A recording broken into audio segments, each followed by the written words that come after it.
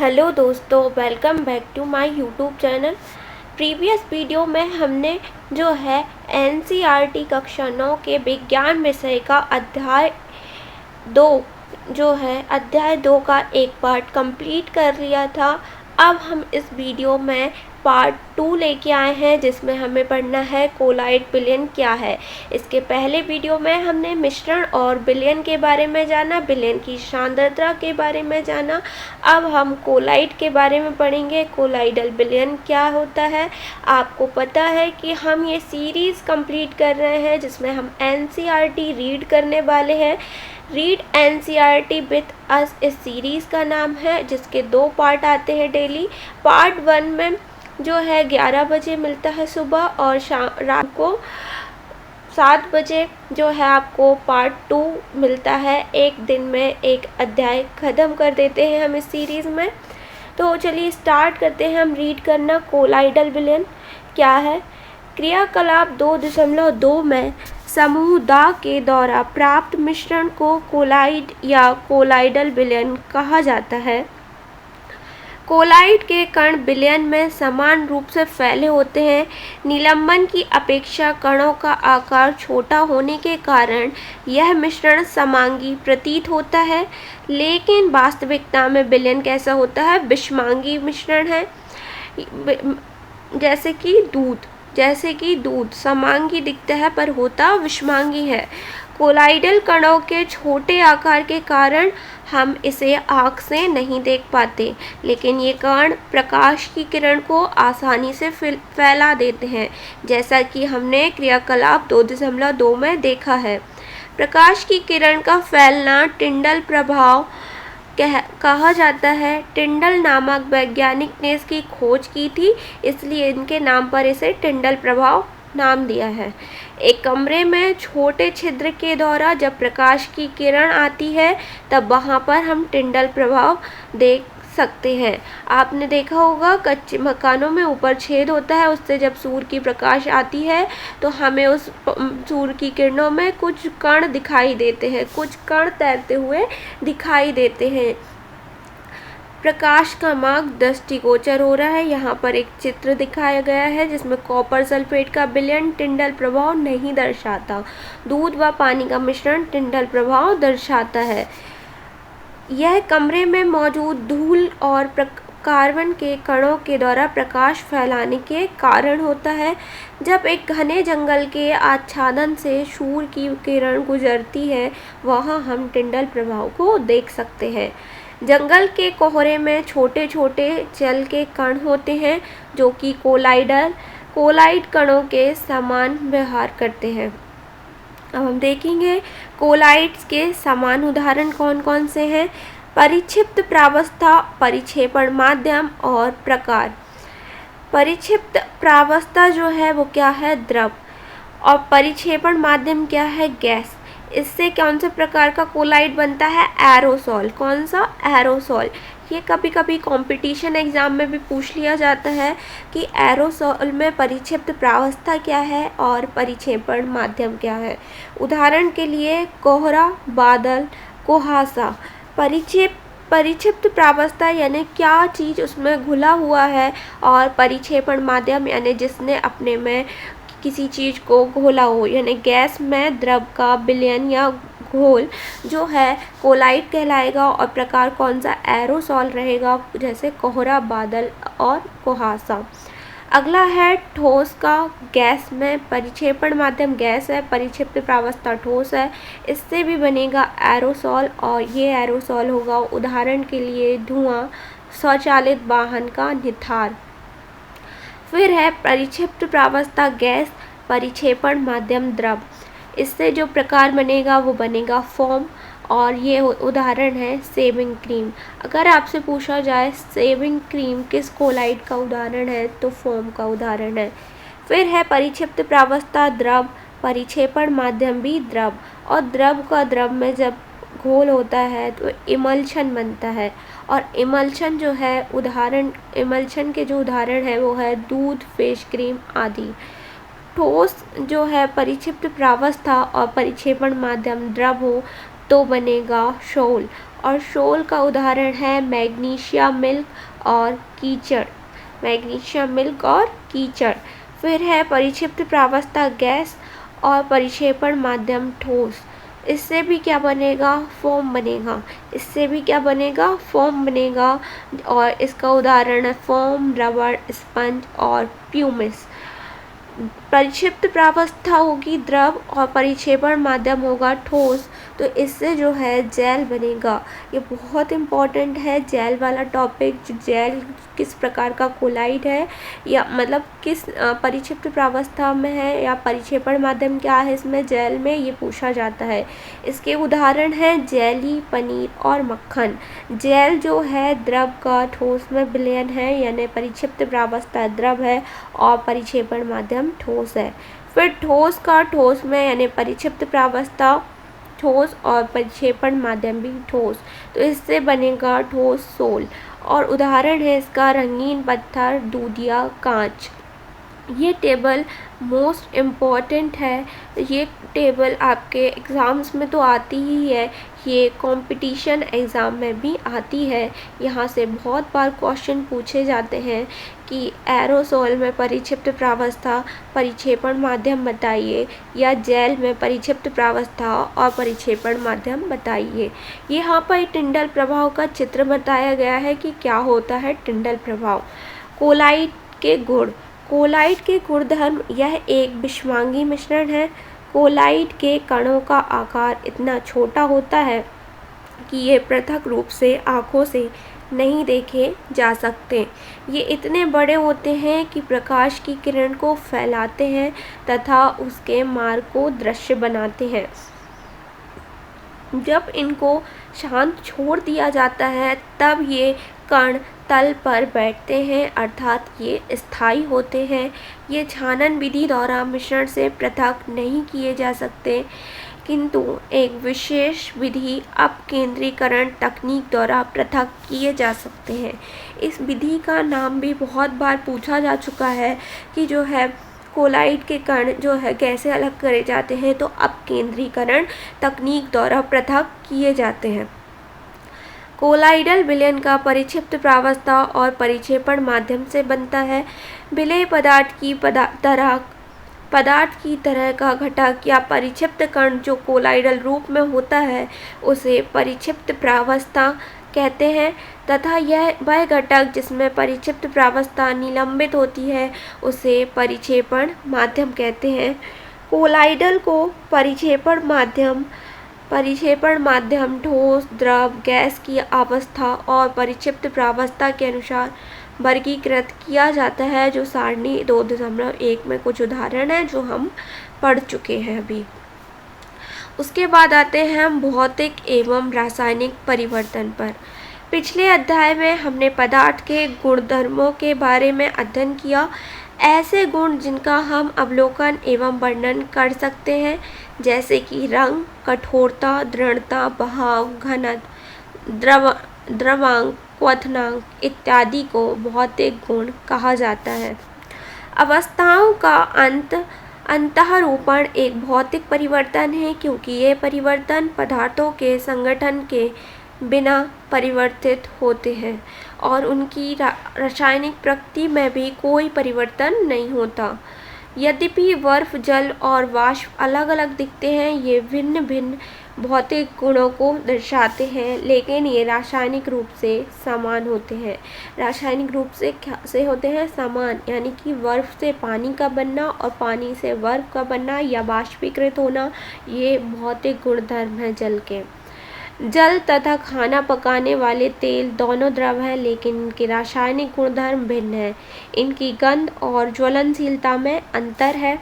हम जानते हैं कि तेल हवा में जलता है, जबकि जल आग को बुझाता है। तेल का यह रासायनिक गुण जल से इसे अलग कर देता है।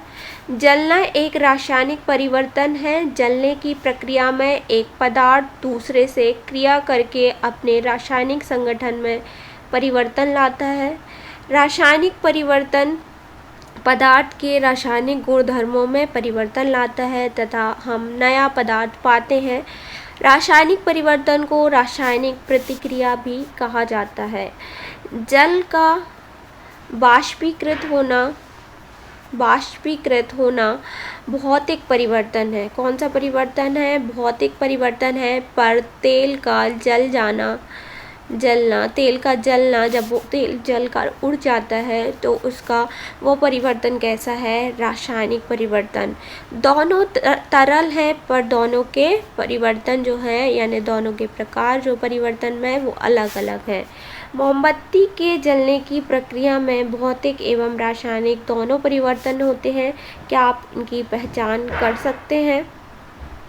निम्न को रासायनिक एवं भौतिक परिवर्तन में वर्गीकृत करना है। पेड़ों का काटना, मक्खन का एक बर्तन में पिघलना, अलमारी में जंग लगना, ये सब जो टॉपिक दिए हैं इनको बांटना है। ये प्रश्न जो है आपको पता है, हम अपनी प्रश्नोत्तर सीरीज़ में करते हैं जिससे आप जुड़ सकते हैं। हमारे चैनल पर प्लेलिस्ट में जाकर आप प्रश्नोत्तर सीरीज़ को देख सकते हैं।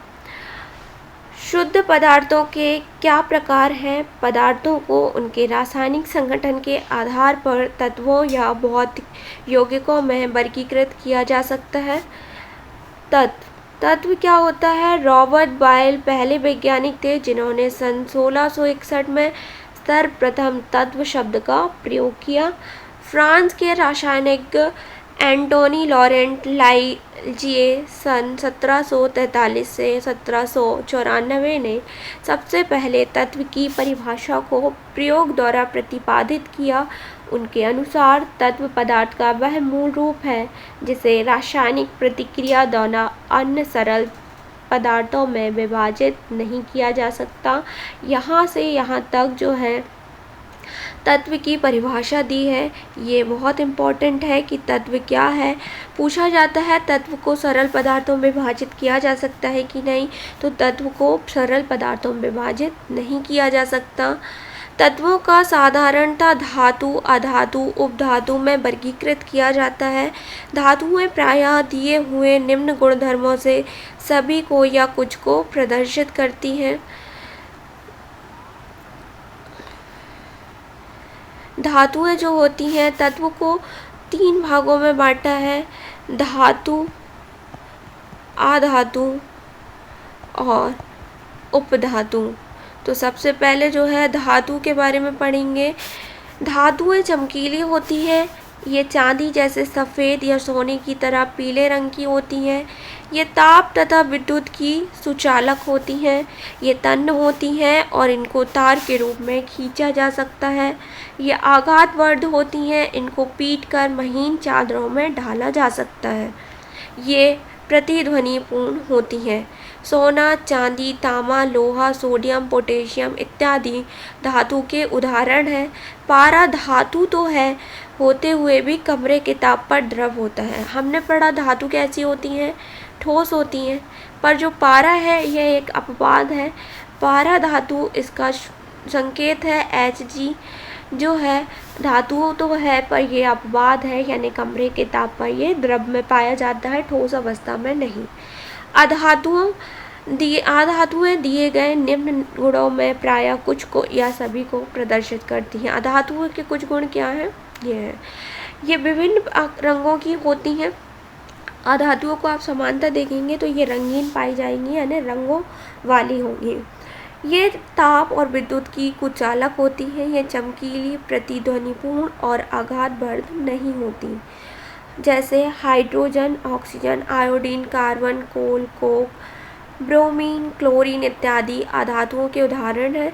कुछ तत्व धातु और अधातु के बीच के गुणों को दर्शाते हैं जिन्हें हम क्या कहते हैं? उपधातु कहते हैं। जैसे बोरान, सिलिकॉन, जर्मेनियम इत्यादि। बोरान, सिलिकॉन, जर्मेनियम जो है उपधातु है, यानी इनमें धातु और अधातु दोनों के गुण पाए जाते हैं। अभी तक ज्ञात तत्वों की संख्या 100 से अधिक है। इनमें 92 तत्व प्राकृतिक जबकि शेष जो है मानव निर्मित है। अधिकतर तत्व ठोस अवस्था के हैं। 11 तत्व कमरे के ताप पर गैसें हैं। 2 तत्व पारा और ब्रोमीन कमरे के ताप पर द्रव हैं। गैलियम तथा सीजियम तत्व कमरे के ताप 303 केल्विन से कुछ अधिक ताप पर द्रव अवस्था ले लेते हैं, यानी थोड़ा सा कमरे के ताप बढ़ जाने पर ये द्रवित हो जाते हैं। अब हम पढ़ेंगे यौगिक। तो अभी हमने पढ़ा तत्व को है जो विभिन्न भागों में वर्गीकृत नहीं किया जा सकता, यानी इनको सरल भागों में, सरल पदार्थों में नहीं तोड़ा जाता। अब हम पढ़ते हैं यौगिक। तो यह एक यौगिक वह पदार्थ है जो कि दो या दो से अधिक तत्वों के नियत अनुपात से रासायनिक तौर पर संयोजन से बनता है। दो पदार्थों के नियत अनुपात से जो है दो तत्वों के क्या बनेगा, यौगिक बनता है। जब दो या दो से अधिक तत्व आपस में मिलते हैं तो हम क्या पाते हैं, यहाँ एक क्रियाकलाप दिया है जिसमें तत्वों को मिलाकर बताया गया है कि लोहे के चूर्ण और सल्फर पाउडर को पीसकर मिलाएं तो क्या होगा, और समूह 2 में लोहे के चूर्ण में सल्फर पाउडर को पीसकर मिलाएं और मिश्रण को तीव्र ताप पर लाल होने दें। ये कुछ जो है हमारे पास क्रियाकलाप दिया है। इसका हम निष्कर्ष देखते हैं कि इसका निष्कर्ष क्या निकलता है।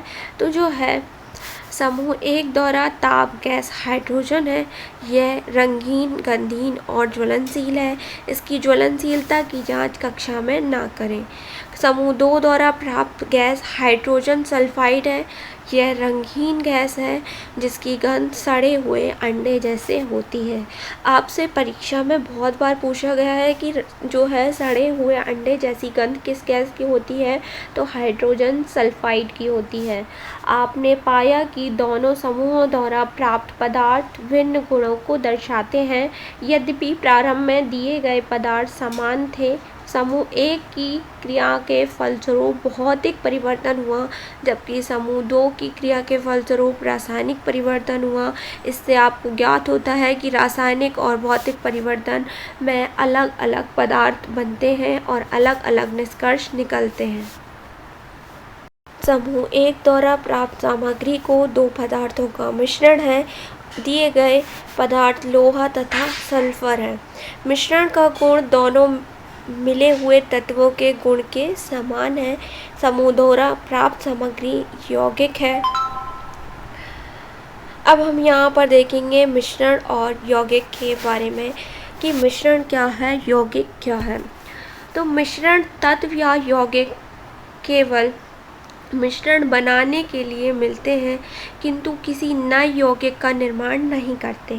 अगर दो चीज़ों को मिला दिया जाए और वो नया पदार्थ ना बनाए तो वो मिश्रण कहलाएगा।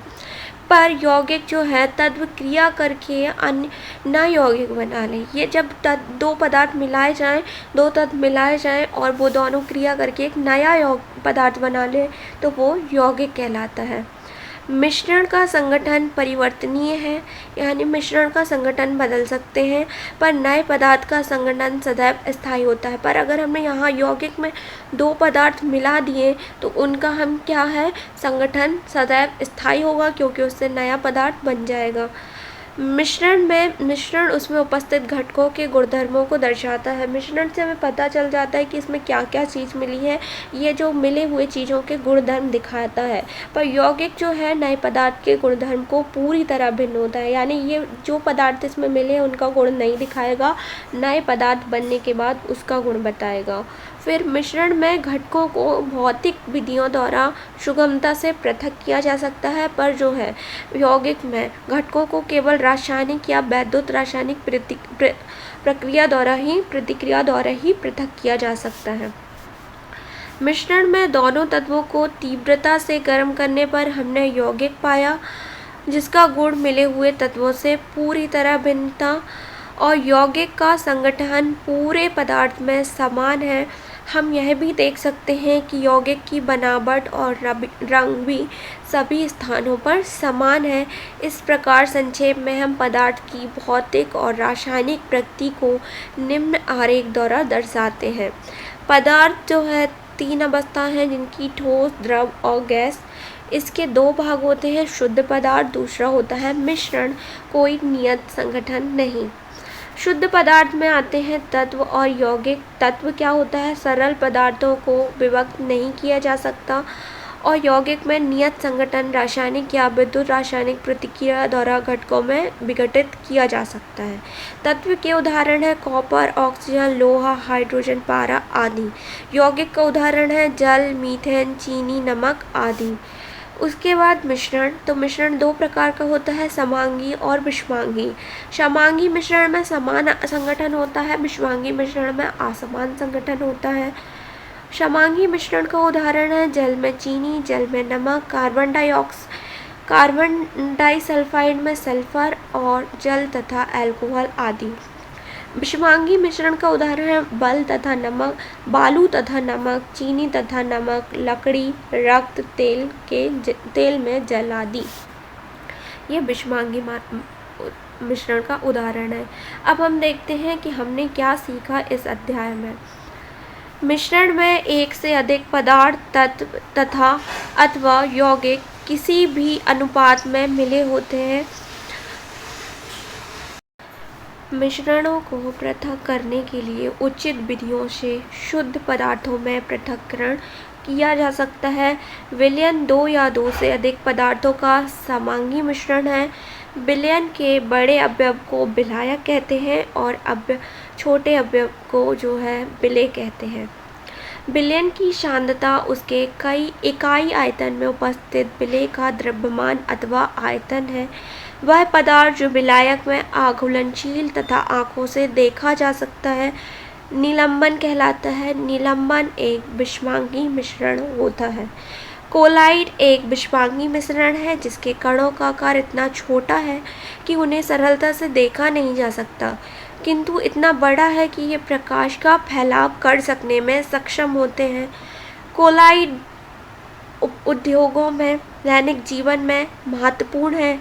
विलेय कणों में परिक्षिप्त प्रावस्था कहते हैं और विलायक जिसमें पूरी तरह से वितरित रहते हैं उसे परिक्षेपण माध्यम कहते हैं। शुद्ध पदार्थ तत्व या यौगिक हो सकते हैं। तत्व पदार्थ का मूल रूप होता है जिसे रासायनिक क्रिया द्वारा सरल पदार्थों में विभाजित नहीं किया जा सकता। यौगिक वह पदार्थ है जो दो या दो से अधिक तत्वों को स्थिर अनुपात में रासायनिक रूप से संयोजन से निर्मित होता है। यौगिकों के गुण उसमें निहित तत्वों के गुणों से भिन्न होते हैं, जबकि मिश्रण में उपस्थित तत्व यौगिक अपने अपने गुणों को दर्शाते हैं। यहाँ हमारा ये चैप्टर कंप्लीट होता है। हमने इस चैप्टर को पूरा रीड कर लिया है। इसके जो अभ्यास प्रश्न हैं हम अपनी एक सीरीज़ प्रश्नोत्तर सीरीज़ में करते हैं जिसमें आपको एनसीईआरटी के हर प्रश्न का उत्तर मिलेगा। आप उस सीरीज़ पे विजिट कर सकते हैं, हमारे चैनल को सब्सक्राइब कर सकते हैं और बेल आइकॉन को दबा सकते हैं जिससे आपको हर एक नई वीडियो का नोटिफिकेशन मिलता रहे। अगर वीडियो पसंद आई हो तो लाइक शेयर सब्सक्राइब ज़रूर करिएगा और मिलते हैं हम कल नए दिन और एक नए अध्याय के साथ। उसमें हम अध्याय 3 का अध्ययन करेंगे, तो आप जुड़े रहिएगा। जब तक के लिए धन्यवाद।